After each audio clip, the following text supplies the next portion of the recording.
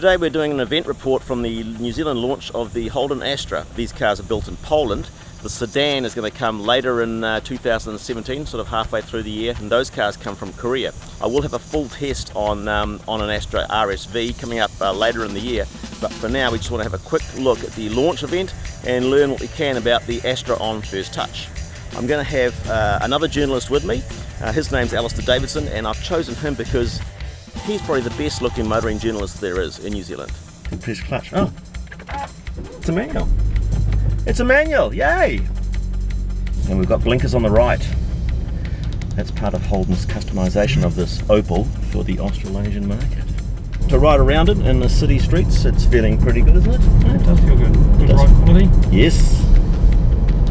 My learned colleague will fill in all the detail that I don't know. It's a pretty colour. So we're just experimenting with some overtaking at highway speeds, and we're both quite impressed with this car. Plenty of torque, it picks up well, doesn't it? Yeah, 300 newton meters of torque and 147 kilowatts of peak power, so yeah, boogies. And it's got quite a satisfying, muted but satisfying engine tone.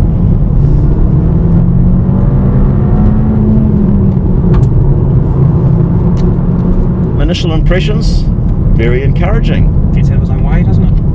Well built, beautifully finished, stylish looking inside. It seems like a really nice car. How does the steering feel? Hard to tell on a straight road. Should we go find a corner? Okay. We're going through some occasional corners, and car's very flat, very predictable, very reassuring in its handling. Composed, I'd say. Composed, yeah, that's an option. We also think that the wind noise is very good. So whereas before we noticed the tyre noise, now we're on a slightly less aggressive chip road surface, the tyres aren't really a problem, and I'm certainly noticing that the car is very quiet. This sort of car being bought by the audience that's most likely to buy it might not be driving it quite as vigorously as we are, but still anybody is going to appreciate a car that feels reassured and comfortable and competent in corners and in accelerating to overtake slower traffic. So for those reasons, I think this car is going to find a lot of favour with a lot of people. So I've had enough time behind the wheel for my impressions to form. It's only fair that my learned colleague Alistair gets some time too. So Alistair, I'm going to pull over here and let you have a crack behind the handlebars. First impressions after 35 metres driving? Manual seats. Manual seats. What do you think of it so far? Not rubbish? Not rubbish. Not rubbish.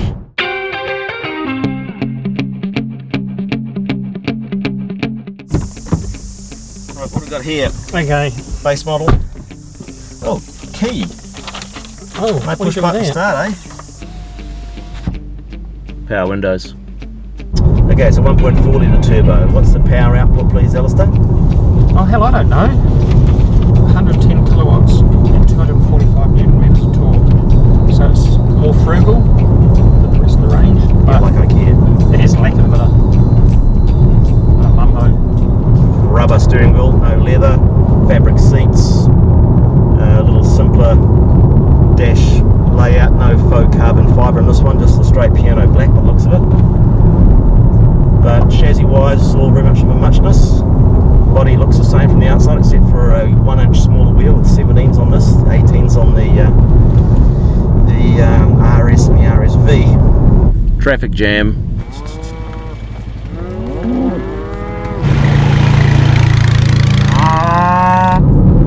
I wouldn't say it's dull, but one thing is that because we're on a reasonably demanding little road here, and it's getting quite at home, isn't it? You know what I mean? It's not like it's out of its depth and thinking, oh, it's all floaty, and everything seems, all the controls seem really well weighted and calibrated, and yeah, it's nice to put a flowing set of corners together in it.